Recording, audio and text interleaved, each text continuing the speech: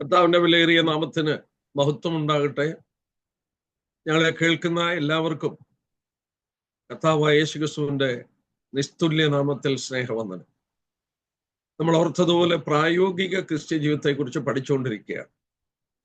നമ്മൾ അതിൽ വിശുദ്ധി എന്ന വിഷയത്തെ ഊന്നൽ കൊടുത്തുകൊണ്ട് നമ്മുടെ പഠനം ആരംഭിക്കുകയുണ്ടായി.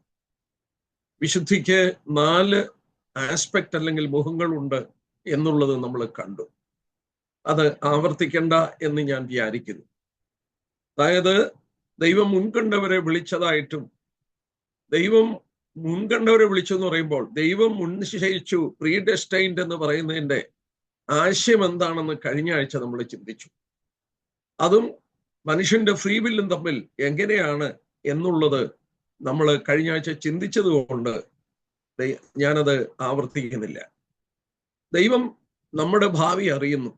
നാം കർത്താവിൽ വിശ്വസിച്ചില്ലെങ്കിൽ നിത്യനാശത്തിൽ കടന്നു പോകും, നിത്യനരകത്ത് നിന്ന് ഒരിക്കലും വിടുതലില്ല എന്നുള്ള ഗൗരവം നമ്മളെക്കാട്ടിലധികം ദൈവത്തിന് അറിയാവുന്നത് കൊണ്ട് നമ്മളെ ദൈവത്തിങ്കിലേക്ക് മടക്കിക്കൊണ്ടുവരാൻ സുവിശേഷം ദൈവം ക്രമീകരിച്ചു. ദൈവ ആത്മാവ് നമുക്ക് വേണ്ടി പ്രവർത്തിക്കുന്നു. ദൈവവചനം പ്രസംഗിപ്പാൻ ദൈവം ആവശ്യപ്പെടുന്നു. വിശ്വാസം കേൾവിയാൽ മനുഷ്യഹൃദയത്തിൽ ഉരുവാകുന്നു. മറ്റു വിധത്തിൽ പറഞ്ഞാൽ, നാം യഥാർത്ഥമായി കർത്താവിൽ വിശ്വസിക്കുന്നതിന് മുമ്പ് ദൈവത്തിന്റെ പ്രവൃത്തി നമ്മളിൽ ആരംഭിക്കുന്നതായിട്ട് നമുക്ക് കാണാൻ കഴിയുന്നു. നമ്മൾ അതിനെക്കുറിച്ച് പഠിച്ചു. പ്രീ കൺവേർഷൻ സാങ്ക്ടിഫിക്കേഷൻ, രക്ഷിക്കപ്പെടുന്നതിന് മുമ്പേ ഉള്ള ദൈവത്തിന്റെ പ്രവൃത്തിയെക്കുറിച്ച് ചിന്തിച്ചു. ഇനിയും അത് ആവർത്തിക്കുന്നില്ല. 2, പൊസിഷണൽ സാങ്ക്ടിഫിക്കേഷൻ, സ്ഥാനികമായ വിശുദ്ധീകരണം. നമ്മൾ അപ്പോസ്തലപ്രവൃത്തി 26:18 വായിച്ചു, എന്നിലുള്ള വിശ്വാസത്താൽ വിശുദ്ധീകരിക്കപ്പെട്ടിരിക്കുന്നു. Those who are sanctified by faith in me. യേശുക്രിസ്തുവിലുള്ള വിശ്വാസത്താൽ നാം വിശുദ്ധീകരിക്കപ്പെട്ടു. നമ്മൾ കണ്ടു കൊരിന്ത്യയിലെ വിശ്വാസികളെ അവിടെ വിളിച്ചിരിക്കുന്നത് വിശുദ്ധന്മാരെന്ന വാക്കാണ്. അവരുടെ ആത്മിക നിലവാരത്തെക്കാട്ടിലുപരി യേശുക്രിസ്തുവിൽ അവർ വിശ്വസിച്ചു എന്ന കാരണത്താൽ അവർക്ക് കൊടുത്തിരിക്കുന്ന സ്ഥാനികമായ ഒരു പദവിയാണ് ഈ നമ്മൾ ഓർത്തതുപോലെ സ്ഥാനികമായ അല്ലെങ്കിൽ പൊസിഷണൽ സാങ്ക്ടിഫിക്കേഷൻ. 3-ാമത്തെ കാര്യവും നമ്മൾ ഏതാണ്ട് ചിന്തിച്ചു, പ്രാക്ടിക്കൽ ഓർ പ്രോഗ്രസീവ് സാങ്ക്ടിഫിക്കേഷൻ. തുടർമാനമായി നാം വിശുദ്ധിയിൽ വളരേണ്ടത് ആവശ്യമാണ്. നമ്മളത് ഏതാണ്ട് ചിന്തിച്ചു. കാരണം സമാഗമന കൂടാരത്തിൽ കയറുന്ന ഒരു വ്യക്തി ഏകവാതിലൂടെ ആദ്യം ഫേസ് ചെയ്യുന്നത് യാഗപീഠമാണ്. കാൽവറി ക്രൂശിന്റെ നിഴലാണ്. കർത്താവായ യേശുക്രിസ്തുവിന്റെ പാപത്തിന് മരിച്ചു എന്നുള്ളത് ഞാൻ വിശ്വസിച്ച് ദൈവത്തോട് നീതീകരണം പ്രാപിച്ച പുരോഹിതന്മാർ അടുത്ത ഉപകരണം ലാവർ അല്ലെങ്കിൽ പിത്തള തൊട്ടിയാണ്. നമ്മൾ പഠിക്കുകയുണ്ടായി, സ്ത്രീകൾ മുഖം നോക്കുന്ന ദർപ്പണം അല്ലെങ്കിൽ മിറർ കൊണ്ട് വേണം അതുണ്ടാക്കാൻ എന്ന് ദൈവം ആവശ്യപ്പെട്ടു. അതായത് ശുശ്രൂഷയിൽ കിടക്കുന്ന പുരോഹിതന്മാർ ആ വെള്ളമെടുത്ത് കൈകളും കാലുകളും കഴുകേണ്ടത് ആവശ്യമാണ്. പത്രോസിനോട് കർത്താവ് പറഞ്ഞ വാക്ക് നമ്മൾ ഓർത്ത്, യോഹന്നാൻ 13, കുളിച്ചിരിക്കുന്നവർക്ക് കാലുകൾ കഴുകിയാൽ മതി, നിങ്ങളെല്ലാവരും ശുദ്ധിയുള്ളവർ. നാം വാസ്തവത്തിൽ യേശുക്രിസ്തുവിലെ വിശ്വാസത്താൽ ശുദ്ധീകരിക്കപ്പെട്ടു. എന്നാൽ ഈ ലോകത്തിൽ ജീവിക്കുമ്പോൾ നാൾതോറും നമ്മുടെ ശുദ്ധി വളരേണ്ടത് ആവശ്യമാണ്. അതാണ് പ്രാക്ടിക്കൽ സാങ്ക്ടിഫിക്കേഷൻ. ദൈവവചനം പഠിക്കുമ്പോൾ പരിശുദ്ധാത്മാവിന്റെ പ്രവൃത്തിയാൽ നമ്മളിൽ ആ ശുദ്ധീകരണം വളർന്നു വരികയാണ്. അല്ലെങ്കിൽ നാം ദിനംതോറും കൂടുതൽ കൂടുതൽ വിശുദ്ധരായി തീരുകയാണ്. അവസാനമായി പെർഫെക്റ്റ് സാങ്ക്ടിഫിക്കേഷൻ എന്ന് പറഞ്ഞാൽ സമ്പൂർണമായ ഒരു ശുദ്ധീകരണം. അത് ഭാവിയിൽ നടക്കുന്ന ഒരു പ്രക്രിയയാണ്. എല്ലാ വിശുദ്ധന്മാരും ഇവിടെ കുറവുണ്ടായേക്കാം, ഇവിടെ പോരായ്മകൾ ഉണ്ടായേക്കാം, ഇവിടെ കറയും കളങ്കവും ഒക്കെ ഉണ്ടായേക്കാം. എന്നാൽ ഒരു വാക്യം വായിച്ച് ഞാൻ മുന്നോട്ട് പോകാം. 1 യോഹന്നാൻ 3:2 നോക്കിയാട്ടെ. 1 John chapter 3:2.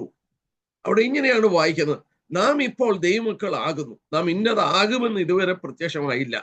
അവൻ പ്രത്യക്ഷനാകുമ്പോൾ നാം അവനെ താൻ ഇരിക്കും പോലെ തന്നെ കാണുന്നതാകയാൽ അവനോട് സദൃശന്മാരാകും. നാം കർത്താവിനെ കാണുമ്പോൾ അവനെ പോലെ എല്ലാ വിധത്തിലുമായി മാറും. മോറലി ഒക്കെ നമ്മളായി മാറും. അന്ന് നമ്മൾ പെർഫെക്റ്റ് സാങ്ക്ടിഫിക്കേഷനിലേക്ക് വരും. കൊലോസ്യർ 1:22 വായിക്കുന്നുണ്ട്, നമ്മളെ തന്റെ സനയിൽ വിശുദ്ധരും നിഷ്കളങ്കരും കുറ്റമില്ലാത്തവരായി നിർത്തേണ്ടതിനാണ് ദൈവം നമ്മളെ വീണ്ടെടുത്തത്. യൂദായുടെ ലേഖനം 24 വാക്യത്തിൽ നമ്മൾ വായിക്കുന്നുണ്ട്, വീഴാതെ വണ്ണം നമ്മളെ സൂക്ഷിച്ച് തൻ്റെ സന്നിധിയിൽ കളങ്കമില്ലാത്തവരായി ആനന്ദത്തോടെ നിർത്തുവാൻ ശക്തിയുള്ളവനാ എന്ന് വായിക്കുന്നു. അപ്പൊ തൻ്റെ സന്നിധിയിൽ കളങ്കമില്ലാത്തവരായി, കുറ്റമില്ലാത്തവരായി നമ്മളെ ഒരു ദിവസം നിർത്തും. നാം അവനെ കാണുമ്പോൾ അവനെ പോലെ ആയിത്തീരും. That is known as perfect sanctification. സമ്പൂർണമായ ഒരു ശുദ്ധീകരണത്തെ കുറിച്ചാണ് നമ്മൾ വായിക്കുന്നത്. ഇനി ഞാൻ എടുക്കുന്ന വിഷയം ഒരു പുതിയ വിഷയത്തിലേക്ക് പോവുകയാണ്. ഇന്ന് ചില പുതിയ സഹോദരി സഹോദരന്മാരും വന്നിട്ടുണ്ടെന്ന് പറഞ്ഞു. എനിക്ക് എല്ലാവരെയും കാണാനായിട്ട് നിവൃത്തിയില്ല. നിങ്ങൾ ആരുമായിക്കൊള്ളട്ടെ, ഈ പറയുന്ന പാഠം പുതിയ നിയമത്തിന്റെ ഒരു പ്രധാനപ്പെട്ട ഉപദേശമാണ്. ഈ ഉപദേശം അധികം പ്രസംഗിക്കുകയും പഠിപ്പിക്കുകയും ചെയ്യാറില്ല. എന്നാൽ ഈ വിഷയം പഠിച്ചുകൊണ്ടിരുന്നപ്പോൾ ഇത് പഠിപ്പിക്കണം, അല്ലെങ്കിൽ ഇത് ഞാനും മനസ്സിലാക്കണമെന്നുള്ളത് വളരെ പ്രാധാന്യതയുള്ളതായി എനിക്ക് മനസ്സിലായി. എന്താണ് ഈ വിഷയം? നിങ്ങളൊരു തലക്കെട്ട് കൊടുക്കുകയാണെങ്കിൽ, God's way of making men holy by grace and not by law. ദൈവം തൻ്റെ ജനത്തെ അല്ലെങ്കിൽ ദൈവമക്കളെ ശുദ്ധീകരിക്കുന്നത് ന്യായപ്രമാണത്താലാണോ കൃപയാലാണോ? Is it by grace or is it by a law? ന്യായപ്രമാണം കൊണ്ടാണോ അതോ കൃപ കൊണ്ടാണോ നമ്മളെ ശുദ്ധീകരിക്കുന്നത്? ന്യായപ്രമാണം എന്ന് പറയുമ്പോൾ 10 കൽപ്പനയും ദൈവം എഴുതി കൊടുത്ത ന്യായപ്രമാണങ്ങളും അതനുഷ്ഠിക്കുന്നത് കൊണ്ടാണോ നമ്മൾ വിശുദ്ധരായി മാറുന്നത്? അനേകരുടെ ചിന്ത അങ്ങനെയാണ്. അതായത് മനുഷ്യന് ഒരു മനുഷ്യനോട് പറയുക, വിശുദ്ധിയോടെ ജീവിക്കണമെന്ന് മനുഷ്യനോട് ആവശ്യപ്പെട്ടാൽ അവൻ ആദ്യം ചെയ്യാൻ പോകുന്നത് കൽപ്പനകളൊക്കെ എഴുതിയെടുക്കും. പഴയ നിയമത്തിലും യഹൂദന്മാർ അങ്ങനെയാണ് ചെയ്തത്. അവരുടെ ടോറ, അവരുടെ ന്യായപ്രമാണം ക്രോഡീകരിച്ചു. 600 ചില്ലുവാനും കൽപ്പനകളാക്കി അവർ തീർത്തു.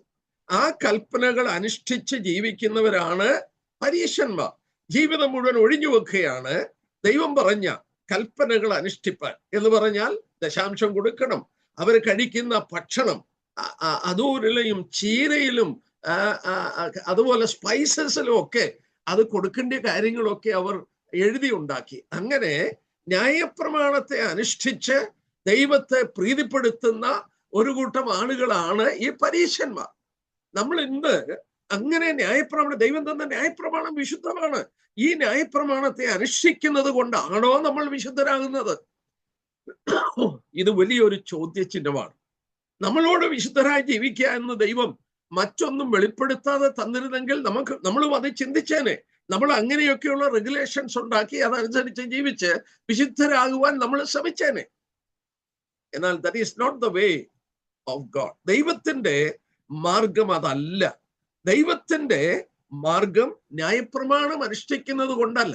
ഡൂസ് ആൻഡ് ഡോൺസ് എന്നാണ് അതിന് പറയുന്നത്. അത് ചെയ്യരുത്, ഇത് ചെയ്യരുത്, അങ്ങനെ ചെയ്യരുത്, ഇങ്ങനെ ചെയ്യരുത്, അങ്ങനെ ജീവിക്കരുത്, ഇങ്ങനെ ജീവിക്കരുത്.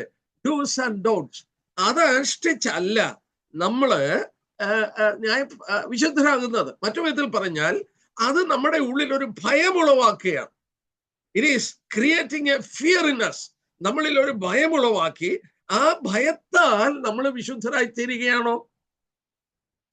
അതാണോ നമ്മൾ എന്നുള്ളത് നമ്മൾ ശ്രദ്ധിക്കാൻ പോവുകയാണ്. നമ്മൾ ഓർക്കുക, ദൈവത്തിന്റെ ആ പ്രവൃത്തി എന്താണെന്ന് ചോദിച്ചാൽ നമ്മളെ ഇന്ന് ശിഷ്യന്മാരാക്കിയിരിക്കുക. നിങ്ങൾ ഭൂമിയുടെ അറ്റത്തോളം പോയി അവരെ വിശ്വസിക്കുന്നവരെ സ്നാനപ്പെടുത്തി ഞാൻ നിങ്ങളോട് പറഞ്ഞതൊക്കെ അനുഷ്ഠിപ്പാൻ തക്കവണ്ണം ശിഷ്യനാക്കുക. ഞാൻ ആദ്യ ദിവസത്തിൽ പറഞ്ഞു, ഒരു ശിഷ്യൻ എന്ന് പറഞ്ഞാൽ ആരാണ്? ഒരു ശിഷ്യൻ എന്ന് പറഞ്ഞാൽ ഒരു പഴയ കാലത്ത് അത് എഴുതിയ കാലഘട്ടത്തിൽ ഒരു ശിഷ്യൻ എന്ന് പറയുമ്പോൾ ഗുരുവിന്റെ കൂടെ താമസിക്കുകയാണ്. ഗുരുവിന്റെ കൂടെ താമസിച്ച് ഗുരു പറയുന്നത് കേട്ട്, ഗുരുവിന്റെ വായിൽ നിന്ന് വരുന്നത് കേട്ട് അത് പഠിച്ച് ഗുരു ചെയ്യുന്ന പോലെ ചെയ്ത് ആയിത്തീരുന്ന ഒരു വ്യക്തിയാണ് ഡിസൈപ്പിൾ, ഒരു ശിഷ്യൻ. ഇന്നും അതിൽ നിന്ന് വിഭിന്നമല്ല. ഞാൻ ഇത് ശ്രദ്ധിച്ചപ്പോൾ ഒരു വാക്യം പ്രാരംഭമായി വായിച്ചിട്ട് പോകാം. മത്തായിയുടെ സുവിശേഷം 11-ാം അധ്യായം എടുത്താട്ടെ, മാത്യു ചാപ്റ്റർ 11. അതിന്റെ 28-29 ലോകപ്രസിദ്ധമായ വാക്യമാണ്. എന്നാൽ ആ വാക്യത്തിന്റെ ആശയം നമ്മളൊന്ന് പ്രത്യേകം ശ്രദ്ധിക്കാൻ പോവുകയാണ്. 28ഉം 29ഉം വാക്യം. അധ്വാനിക്കുന്നവരും ഭാരം ചുമക്കുന്നവരുമായുള്ളവരെ എല്ലാവരും എൻ്റെ അടുക്കൽ വരുവിൻ, ഞാൻ നിങ്ങളെ ആശ്വസിപ്പിക്കും. Come unto me, I will give you rest. സ്വസ്ഥതയില്ലാതെ, സമാധാനമില്ലാതെ പാപച്ചുമട് ചുമന്ന് നടക്കുന്ന മാനവരാശിയെ യേശുക്രിസ്തു മാടി വിളിക്കുകയാണ്, എൻ്റെ അടുക്കൽ വരിക, I will give you rest. ഞാൻ നിങ്ങൾക്ക് ആശ്വാസം തരും. അടുത്തത്, ഇങ്ങനെ കർത്താവിന്റെ അടുക്കൽ വന്നവരോടുള്ള ആഹ്വാനമാണ് അടുത്ത വാക്യം, 29ാം വാക്യം. നമ്മൾ നേരത്തെ ചിന്തിച്ച പോലെ കർത്താവിന്റെ അടുക്കൽ വന്ന് രക്ഷിക്കപ്പെട്ട ഒരു കൂട്ടം ആളുകൾ ശിഷ്യന്മാരായി മാറുകയാണ്. 29ാം വാക്യം, ഞാൻ സൗമ്യതയും താഴ്മയുള്ളവനാകിയാൽ എൻ്റെ നുകം ഏറ്റുകൊണ്ട് എന്നോട് പഠിപ്പീൻ, എന്നാൽ നിങ്ങളുടെ ആത്മാക്കൾക്ക് ആശ്വാസം കണ്ടെത്തും. ആ വാക്ക് ശ്രദ്ധിച്ചോ? 28ാം വാക്യത്തിൽ I will give you rest. Come unto me, I will give you rest. എന്നാൽ 29ാം വാക്യത്തിൽ then, എന്നാൽ ഇത് ചെയ്താൽ നിങ്ങൾ എന്ത് ചെയ്യും? You shall find rest in your souls. നിങ്ങളുടെ ആത്മാക്കൾക്ക് ഇത് ചെയ്താൽ നിങ്ങൾക്ക് ആശ്വാസം കിട്ടും, നിങ്ങൾ കണ്ടെത്തും. എന്താണ് രണ്ടാമത് കർത്താവ് പറഞ്ഞത്? ആദ്യം കർത്താവ് പറഞ്ഞത് എൻ്റെ അടുക്കൽ വരിക, come unto me, I will give you rest. അത് ഏത് ഭാവിയും എത്ര ഭാവഭാരം ഏറ്റ് നടക്കുന്നവനും നമ്മുടെ കർത്താവിന്റെ അടുക്കൽ വന്നു കഴിയുമ്പോൾ അവന്റെ പ്രാണന് ആശ്വാസം കൊടുക്കുന്നു. അങ്ങനെ വന്നവരോട് പറയുകയാണ്, ഞാൻ സൗമ്യതയും താഴ്മയുള്ളവനാണ്. I am meek and lowly in heart. എന്നിട്ട് കർത്താവ് പറഞ്ഞ എന്താ? എൻ്റെ നുകം ഏറ്റുകൊണ്ട് എന്നോട് പഠിപ്പീൻ. ഇതൊരു ശിഷ്യന്റെ ജോലിയാണ്. ഞാൻ ഇതിനെക്കുറിച്ച് മനസ്സിലാക്കിയത്, ആ കാലത്തെ നുകം എന്ന് പറയുന്നത് ഉദാഹരണമായിട്ട് വയൽ ഉഴുതുന്ന നുകം. ഇവിടെ കർത്താവ് പറയുന്നു, എൻ്റെ നുകം എന്താണെന്നാ പറയുന്നത്? My yoke is easy and well fitting എന്ന അതിൻ്റെ ശരിയായിട്ടുള്ള ഭാഷാന്തരം ഇംഗ്ലീഷിൽ. My yoke is easy and well fitting. അതായത് ഒരു ആ കാലത്ത് ഒരു പരിചയം സിദ്ധിച്ച ഒരു കാളയുടെ കഴുത്തിൽ നുഖത്തിന്റെ ഒരു അറ്റമുണ്ട്. ഒരു പരിശീലനമില്ലാത്ത ഒരു ചെറുപ്പമുള്ള ഒരു കാളയെ കൊണ്ടുവന്ന് അതിനെ ഉഴുവാനായിട്ട് ട്രെയിൻ ചെയ്യുന്നത് ഈ നുഖത്തിന്റെ ഒരറ്റം പരിചയിച്ച കാളയുടെ കഴുത്തിലാണ്, മറ്റേ അറ്റം ഈ പരിചയമില്ലാത്ത ചെറിയ കാളയുടെ കഴുത്തിലോട്ട് വെച്ചു കൊടുക്കും, എന്നിട്ട് ഉഴുകുകയാണ്. നമ്മൾ ശ്രദ്ധിച്ചു നോക്കിയാൽ ഈ ചെറിയ കാള കിടന്ന് ചാടും, അത് വലിക്കും, പക്ഷേ അത് വലിക്കും തോറും അതിൻ്റെ കഴുത്ത് നോകത്തേയുള്ളൂ. എന്നാൽ അത് ഈ വലിയ കാള ഉഴുവുമ്പോൾ അതിൻ്റെ കൂടെ നിന്ന് ഉഴുതു കഴിഞ്ഞാൽ അത് ശാന്തമായി ഈ വലിയ കാളയുടെ ക്യാരക്ടർ അതിന് കുറച്ച് കഴിയുമ്പോൾ ഉണ്ടായിത്തീരുന്നത് നമ്മൾ കാണും. കർത്താവ് പറയുകയാണ്, എനിക്കൊരു നുഖമുണ്ട്, ആ നുഖം നിങ്ങൾക്ക് വെൽ ഫിറ്റിംഗ് ആണ്. നിങ്ങളുടെ കഴുത്തിന്റെ അളവെടുത്തിട്ട് ഞാൻ ആ കഴുത്തിന്റെ അളവിനനുസരിച്ച് പണിതെടുത്ത ഒരു നുഖമാണ്. എൻ്റെ നുഖം നിങ്ങളുടെ കഴുത്തിൽ വെച്ചാൽ നിങ്ങൾക്ക് വേദന എടുക്കില്ല. നിങ്ങളുടെ കഴുത്തിന് ചെറുതോ നിങ്ങളുടെ കഴുത്തിനെക്കാട്ടിൽ വലുതോ അല്ല. It is well fitting. അത് കൃത്യപാകമാണ്. ഇതിന്റെ ആശയം എന്താണ്? കർത്താവിന്റെ അടുക്കൽ വന്നവർക്ക് ഈ ക്രിസ്ത്യ ജീവിതത്തിൽ ശുശ്രൂഷയിൽ തരുവാനായിട്ട് കർത്താവ് തന്നെ ക്രമീകരിച്ച ഒരു ശുശ്രൂഷ മണ്ഡലമുണ്ട്. ആ മണ്ഡലം നമ്മൾ ഏറ്റെടുക്കണം. ആ ശുശ്രൂഷ മണ്ഡലം നമ്മൾ ഏറ്റെടുത്തിട്ട് കർത്താവിന്റെ നുഖത്തിന്റെ കീഴിൽ നമ്മൾ അമർന്നിട്ട് നമ്മൾ കർത്താവിന് വേണ്ടി ശുശ്രൂഷ ചെയ്യുമ്പോൾ നമ്മളിവിടെ വായിക്കുന്നു, you shall find rest in your souls. നിങ്ങളുടെ ആത്മാക്കൾക്ക് ആശ്വാസം നിങ്ങൾ കണ്ടെത്തും. മറ്റു വിധത്തിൽ പറഞ്ഞാൽ ആ കർത്താവിന്റെ ശാന്തത നമ്മളിൽ ഉണ്ടാകും, ആ ക്യാരക്ടർ നമ്മളിൽ വരും. ഇവിടെ നമ്മൾ നോക്കിയാട്ടെ, ഇത് ശിഷ്യത്വത്തിന്റെ ഒരു മനോഹരമായ ചിത്രമാണ്. ഞാൻ ഇരുന്ന് ചിന്തിച്ചു പോയി. നമ്മളെ കർത്താവ് കൂട്ടിക്കൊണ്ടുവന്നിരിക്കുകയാണ് എല്ലാ ഞായറാഴ്ചയും കർത്താവിനെ ആരാധിപ്പാൻ. നമ്മൾ ഓർക്കണം, ഒരു വിശ്വാസി ഒരു ഞായറാഴ്ച കാത്തിരിക്കുക അവന്റെ സന്നിൽ ചെന്നവനെ ആരാധിക്കാൻ. നമ്മുടെ ഹൃദയം ഏറ്റവും സന്തോഷിക്കുന്ന ഒരു സന്ദർഭം ഈ കർത്താവിന് ആരാധന കഴിക്കുമ്പോഴാണ്. ഒരു വാക്യം ഒന്ന് എടുത്താട്ടെ, 2 കൊരിന്ത്യർ 3:18, 2 Corinthians chapter 3 verses 18. 2 കൊരിന്ത്യർ 3-ാം അധ്യായത്തിന്റെ 18-ാമത്തെ വാക്യം. 2 കൊരിന്ത്യർ 3-ാം അധ്യായത്തിന്റെ 18-ാമത്തെ വാക്യം. അവിടെ ഇങ്ങനെയാണ് വായിക്കുന്നത്: എന്നാൽ മുഴുവൻ നീങ്ങിയ മുഖത്ത് കർത്താവിന്റെ തേജസ്സിനെ കണ്ണാടി പോലെ പ്രതിബിംബിക്കുന്നവരായി നാം എല്ലാവരും ആത്മാവാകുന്ന കർത്താവിന്റെ ദാനമായ തേജസ്സിന്മേൽ തേജസ് പ്രാപിച്ച് അതേ പ്രതിമയായി രൂപാന്തരപ്പെടുന്നു. സഹോദരന്മാരെ, കർത്താവിന്റെ തേജസ് നമ്മുടെ മേൽ പ്രതിഫലിക്കുകയാണ്. ഓരോ ഞായറാഴ്ചയും കടന്നു വന്ന് നിങ്ങളിത് എൻ്റെ ഓർമ്മയ്ക്കായി ചെയ്യണമെന്ന് പറഞ്ഞു. കർത്താവിനെ നമ്മൾ ഓർക്കുകയാണ്, അവനെ നമ്മൾ ധ്യാനിക്കുകയാണ്, അവനെക്കുറിച്ച് അങ്ങോട്ടും ഇങ്ങോട്ടും പറയുകയാണ്. നമ്മൾ അവനെ ധ്യാനിച്ചും അവനെക്കുറിച്ച് അങ്ങോട്ടും ഇങ്ങോട്ടും പങ്കുവെച്ചും നമ്മൾ നാളുകൾ കഴിയുമ്പോൾ it is reflecting on us. അത് നമ്മളിൽ റിഫ്ലക്റ്റ് ചെയ്യുകയാണ്. ആ തേജസ് നമ്മളിൽ റിഫ്ലക്റ്റ് ചെയ്ത് ഇവിടെ നമ്മൾ വായിക്കുന്നത് എന്താ? തേജസ്സിന്മേൽ തേജസ് അതേ പ്രതിമയായി രൂപാന്തരപ്പെടുകയാണ്. The more you worship the Lord, the more his thoughts reflect on us. അവന്റെ ചിന്തകള് അവനെക്കുറിച്ചുള്ളത് നമ്മളിൽ റിഫ്ലക്റ്റ് ചെയ്യുന്തോറും, പഠിക്കുന്തോറും, അറിയുന്തോറും അവനെ പോലെ നമ്മളായി മാറുകയാണ്. എന്റെ മുഖമേറ്റ് എന്നോട് ചേർന്ന് പഠിക്കുക. You will find rest. നമ്മൾ ഓർക്കണം, ന്യായപ്രമാണം അങ്ങനെയല്ല. ന്യായപ്രമാണം, ഇനി നമ്മൾ ആ വിഷയത്തിലേക്ക് വരികയാണ്. ന്യായപ്രമാണം നമ്മളിൽ ഒരു ഭയമുളവാക്കുകയാണ്. നമ്മളെ വിശുദ്ധരാക്കുന്നത് ന്യായപ്രമാണത്തിലൂടെ അല്ല എന്ന് ബൈബിൾ പറയുന്നു.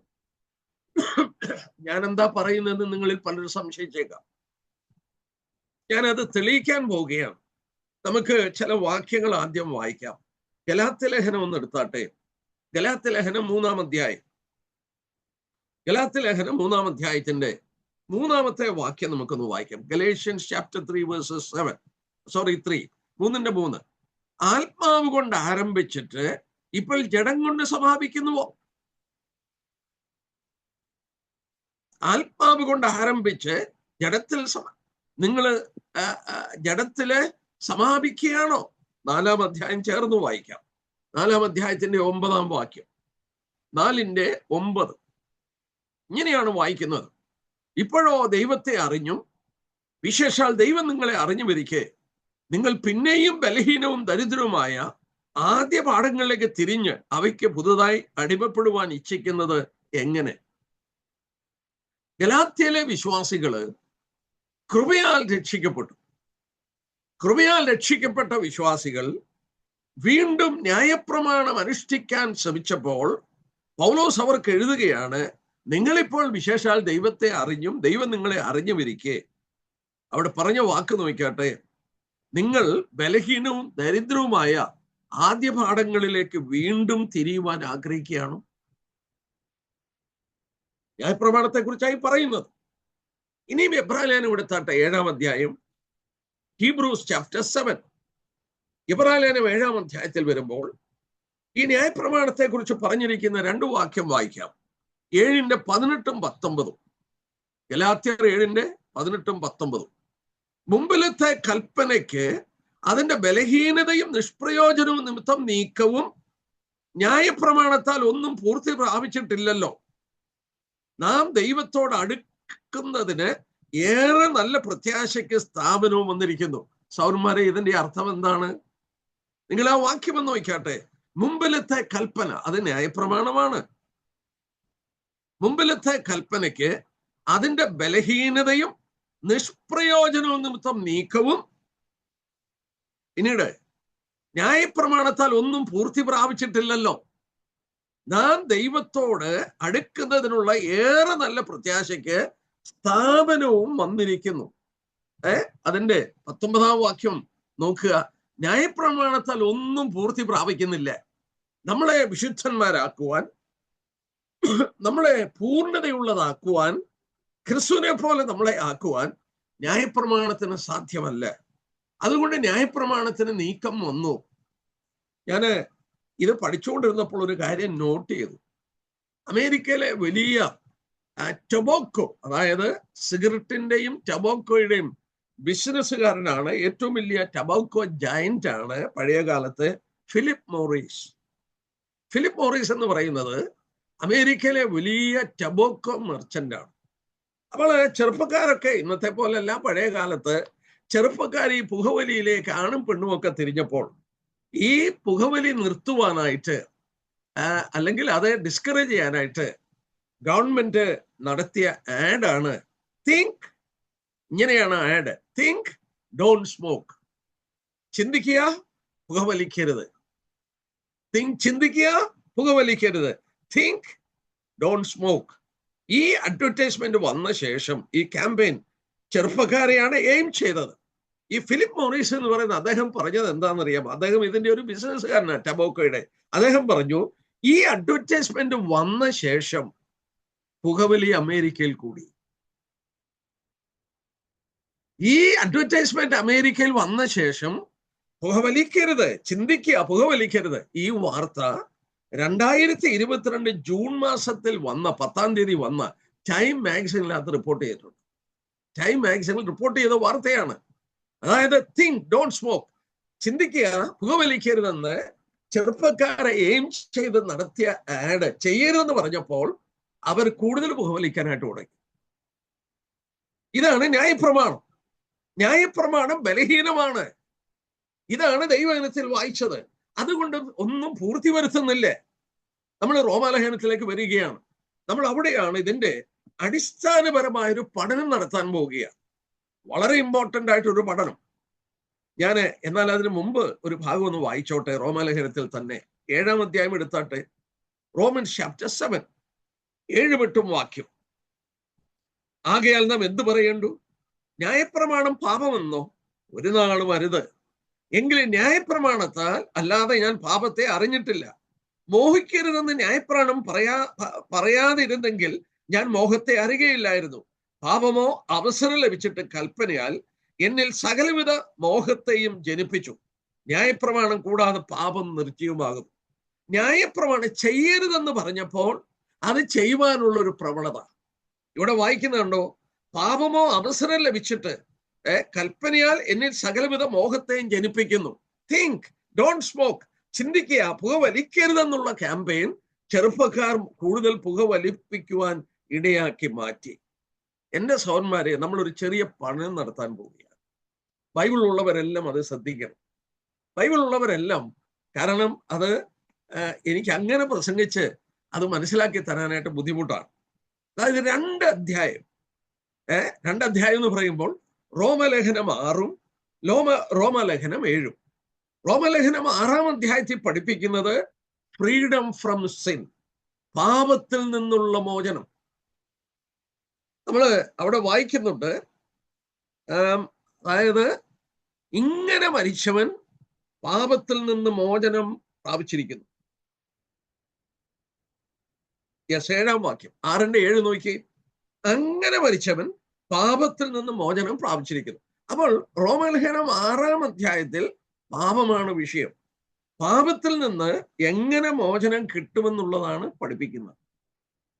ഇനി 7-ാം അധ്യായത്തിൽ വരുമ്പോൾ ഫ്രീഡം ഫ്രം ദ ലോ, ന്യായപ്രമാണത്തിൽ നിന്നുള്ള മോചനമാണ് പഠിപ്പിക്കുന്നത്. 6-ാം അധ്യായത്തിൽ പാപത്തിൽ നിന്നുള്ള മോചനം, 7-ാം അധ്യായത്തിൽ ന്യായപ്രമാണത്തിൽ നിന്നുള്ള മോചനം ആണ് പഠിപ്പിക്കുന്നത്.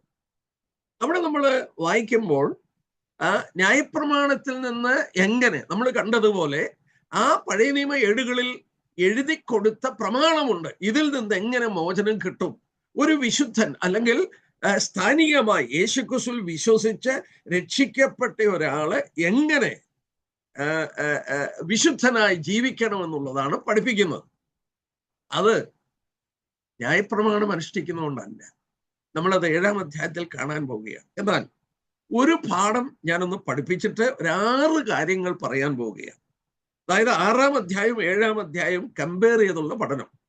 ആദ്യമേ നിങ്ങൾ മനസ്സിലാക്കുക, നിങ്ങളുടെ നോട്ട്സ് ഒക്കെ എഴുതുന്നെങ്കിൽ ഇങ്ങനെ നടുക്കൊരു വരയിട്ടിട്ട് ഇപ്പോഴത്തെ റോമൻ 6-ഉം ഇപ്പോഴത്തെ റോമൻ 7-എന്നും എഴുതിയിട്ട് 1, 2, 1, 2, 3, 4, 5, 6, 7 ഇങ്ങനെ താഴോട്ട് എഴുതിയാൽ നിങ്ങൾക്ക് കമ്പയർ ചെയ്ത് പഠിക്കാനായിട്ട് എളുപ്പമാണ്. ഞാൻ പറയുന്ന വാക്യങ്ങൾ ശ്രദ്ധിക്കുക. റോമലേഖനം 6 ന്യായപ്രമാണത്തെ കുറിച്ച് പറയുകയാണ്. അതിന്റെ 2-ാം വാക്യം നോക്കിയാട്ടെ. പാപം സംബന്ധിച്ച് മരിച്ചവരായ നാം. അതിന്റെ അർത്ഥം എന്നാ? പാപത്തിന് മരിച്ചു. 3-ാം വാക്യം, യേശുക്രിസ്തുവിനോട് ചേരുവാൻ സ്നാനമേറ്റവരായ നാം എല്ലാവരും അവന്റെ മരണത്തിൽ പങ്കാളികളായി തീർന്ന സ്നാനത്താൽ സ്നാനം, മരണത്തിൽ പങ്കാളികളായതോടെ സ്നാനമേറ്റിരിക്കും നിങ്ങൾ അറിയുന്നു. അപ്പോൾ പാപത്തിന് മരിച്ചിട്ട് യേശുക്രിസ്തുവിനോടുകൂടെ നമ്മളെ കുഴിച്ചിട്ടു. ഇത് 6-ാം അധ്യായം. ഇനി 7-ാം അധ്യായം നോക്കിയേ. 7-ാം അധ്യായത്തെ കുറിച്ച് ഞാനൊന്ന് പറയട്ടെ. ന്യായപ്രമാണത്തിൽ നിന്നുള്ള മോചനം പഠിപ്പിക്കാൻ ഒരു മനുഷ്യൻ, ഒരു പുരുഷൻ അല്ലെങ്കിൽ ഒരു സ്ത്രീ വിവാഹിതരായിരിക്കുമ്പോൾ ന്യായപ്രമാണത്താൽ അവർ ബന്ധിതരാണ്. ഭാര്യ ഭർത്താക്കന്മാരുടെ ബന്ധം, ഇറ്റ് ഈസ് ബൈ കവനന്റ്. അത് ന്യായപ്രമാണത്താൽ അവർ ഒന്നാണ്. അപ്പോൾ ഒരു ഭർത്താവ് ജീവിച്ചിരിക്കുമ്പോൾ ഈ ഭാര്യ വേറെ ഒരു പുരുഷനായാൽ ബൈബിളിൽ പഠിപ്പിക്കുന്നു അതിന്റെ പേര് വ്യഭിചാരമെന്നാണ്. എന്നാൽ ഭർത്താവ് മരിച്ചാൽ അവൾക്ക് വേറെ ഒരു പുരുഷനാകാം, അത് വ്യഭിചാരമെന്ന് വരത്തില്ല, ഭർത്താവ് മരിച്ചുപോയി. എന്നാൽ ഇവിടെ നമ്മൾ നോക്കുക, ന്യായപ്രമാണത്തോട് ബന്ധപ്പെട്ടിരിക്കുന്നത് ഒരു സ്ത്രീ ആ ഭർത്താവിനോട് വിവാഹം കഴിച്ചിരിക്കുന്ന പോലെയാണ്. ഞാൻ ഇങ്ങനെ പറയട്ടെ, 7-ാം അധ്യായം മുഴുവൻ വായിക്കണമെന്നുണ്ട്, പക്ഷെങ്കിൽ വായിക്കാതെ ഞാൻ പറയാം. ഈ ന്യായപ്രമാണവുമായിട്ട് നമ്മൾ ബന്ധപ്പെട്ടിരിക്കുന്നത് ഒരു സ്ത്രീ വളരെ കർക്കശക്കാരനായ ഒരാളോട് വിവാഹം കഴിച്ചിരിക്കുക. അത് ഭയങ്കര കർക്കശക്കാരനാണ്. രാവിലെ 5 മണിയായപ്പം ബെഡ് കോഫി അവിടെ കൊണ്ടു കൊടുക്കും. അയാളുടെ ഡ്രസ്സും ഒക്കെ കഴുകി തേച്ച് വൃത്തിയാക്കി ഓഫീസിൽ പോകുമ്പോൾ അവിടെ കൊണ്ട് വെച്ചേക്കണം. അയാളുടെ ഷൂസ് ഒക്കെ പോളിഷ് ചെയ്ത് വെച്ചിരിക്കണം. രാവിലെ 8 മണി എന്ന് പറയുമ്പോൾ ആൾക്ക് മേശപ്പുറത്ത് ബ്രേക്ക്ഫാസ്റ്റ് കൊടുക്കണം. ആ ബ്രേക്ക്ഫാസ്റ്റിൽ ഇങ്ങനെയൊക്കെ ആയിരിക്കണം. അയാള് ഭയങ്കര നിർബന്ധം. ഭാര്യ അത് ചെയ്തു കൊടുക്കണം, ഭാര്യയുടെ കടമയാണ്. ഭർത്താവ് അത് ആവശ്യപ്പെടുന്നതുകൊണ്ട് ഒരു തെറ്റുമില്ല. ഇതാണ് ഈ ന്യായപ്രമാണം. ഭർത്താവുമായിട്ട് ബന്ധപ്പെട്ടിരിക്കുക ന്യായപ്രമാണം. ഈ ന്യായപ്രമാണം ഡിമാൻഡ് ചെയ്യുന്നതൊക്കെ ചെയ്യാൻ ഈ ഭാര്യ കടംപെട്ടതാണ്. പക്ഷെ ഇവളങ്ങ് കുഴഞ്ഞു. രാവിലെ എഴുന്നേറ്റ് കാപ്പി ഉണ്ടാക്കണം, പറയുന്നത് അനുസരിച്ച് ഓരോന്നും ഉണ്ടാക്കി കൊടുക്കണം. ഇയാള് എങ്ങനെങ്കിലും ഈ കല്യാണത്തിൽ നിന്നൊരു മോചനം വേണോ? ദൈവവചനം അനുസരിച്ച് മോചനമില്ല. കാരണം ഭർത്താവ് ജീവിച്ചിരിക്കുമ്പോൾ അവളെ ഉപേക്ഷിക്കാൻ സാധ്യമല്ല. ഇനി ഇയാളങ്ങ് ചത്താ മതിയായിരുന്നു, ഇയാളങ്ങ് ചത്തിരുന്ന് ഞാൻ വേറെ ആരെങ്കിലും ഒന്ന് കല്യാണം കഴിച്ചാല്. ഇയാൾ ചാകത്തുമില്ല, വലിയ ആരോഗ്യവാനാണ്. പിന്നെ എന്താ മാർഗം? ഈ 7-ാം അധ്യായം പഠിപ്പിക്കുന്ന മാർഗം എന്നാന്ന് ചോദിച്ചാൽ, അയാൾ ചാകത്തില്ല, ഞാനങ്ങ് ചാകാൻ പോവാ. ആ സ്ത്രീ പറയാ, ഞാനങ്ങ് ചാകുകയാണ്. അവൾ ചത്തു കഴിഞ്ഞപ്പോൾ ഈ ഭർത്താവിൽ നിന്നുള്ള ബന്ധം വിച്ഛേദിക്കപ്പെട്ടു. ഇനിയും അവൾ വേറെ ഒരു പുരുഷനെ കണ്ടു. അത് ക്രിസ്തുവാണ്. അവനുമായിട്ട് ബന്ധമായി. ആ ബന്ധത്തിൽ അവൾ ഓർത്തു പണ്ടത്തേലും ഒക്കെ വളരെ നല്ലതായിരിക്കും. പഴയ ഭർത്താവ് 5 മണിക്ക് ചായ പറയത്തുള്ള, ഇയാൾ പറഞ്ഞിരിക്കുന്നത് 4:30 വേണം. പണ്ടത്തേലും നിർബന്ധമാണ്. എന്തോ ചെയ്യും? പക്ഷെ ഇവിടെ ഒരു വ്യത്യാസമുണ്ട്. വ്യത്യാസം എന്താന്ന് ചോദിച്ചാൽ, ഈ പുതിയ ഭർത്താവ് വളരെ ദയാലുവാണ്. അവളെ രാവിലെ ഉണർത്തുന്നതിന് മുമ്പ് അടുപ്പയിൽ തീ കത്തിച്ച് ആ കാപ്പിയൊക്കെ ഉണ്ടാക്കാൻ എല്ലാം ശരിയാക്കി കൊടുത്ത് അവക്കൂടെ വേണേ ചായ ഇട്ട് കൊടുക്കും ഈ പുതിയ ഭർത്താവ്. അവളോട് എന്തെങ്കിലും ചെയ്യാൻ പറഞ്ഞാൽ ഈ പുതിയ ഭർത്താവ് കൂടെ നിന്നെല്ലാം ചെയ്തു കൊടുക്കും. ഇതാണ് പുതിയ നിയമത്തിന്റെ പ്രമാണം, ക്രിസ്തുവുമായിട്ടുള്ള ബന്ധം. ഈ 7-ാം അധ്യായത്തിന്റെ പഠിപ്പീരതാണ്. 6-ാം അധ്യായത്തിൽ പാപത്തിന് നമ്മൾ മരിച്ചു. പാപത്തോടുള്ള ബന്ധത്തിൽ മരിച്ച് ക്രിസ്തുവിനോട് കൂടെ നമ്മൾ അടക്കപ്പെട്ടു. ഇനി 7-ാം അധ്യായം നോക്കിയാട്ടെ. 7-ാം അധ്യായത്തിന്റെ 4-ാം വാക്യം നോക്കിയാട്ടെ. അതുകൊണ്ട് സഹോദരന്മാരെ, നാം ദൈവത്തിന് ഫലം കായ്ക്കുമാറ് മരിച്ചിട്ട് ഉയർത്തെഴുന്നേറ്റവനായി വേറൊരുത്തനാകേണ്ടതിന് നിങ്ങൾ ക്രിസ്തുവിന്റെ ശരീരം മുഖാന്തരം ന്യായപ്രമാണ സംബന്ധമായി മരിച്ചിരിക്കുന്നു. അണ്ടർലൈൻ ചെയ്ത് സൂക്ഷിച്ചു. അവിടെ പറയുന്ന കണ്ടോ, നമ്മൾ ദൈവത്തിന് ഫലം കായ്ക്കണം. നമ്മൾ ദൈവത്തിന് ഫലം കായ്ക്കാൻ ന്യായപ്രമാണം കൊണ്ട് നടക്കില്ല. ഇവിടെ എന്താ പറഞ്ഞത്? ദൈവത്തിന് ഫലം കായ്ക്കാൻ നമ്മൾ അതിന്റെ 4-ാം വാക്യത്തിൽ വായിച്ചത്, നാം ദൈവത്തിന് ഫലം മരിച്ചിട്ട് ഉയർത്തെഴുന്നേറ്റ വേറൊരുത്തനാകേണ്ടതിന് നിങ്ങൾ ക്രിസ്തുവിന്റെ ശരീരം മുഖാന്തരം ന്യായപ്രമാണ സംബന്ധമായി മരിച്ചു. പഴയ ഭർത്താവിനോടുള്ള ബന്ധത്തിൽ മരിച്ചു. അവിടെ നോക്കിയേ, മരണമാണ് പഠിപ്പിക്കുന്നത്.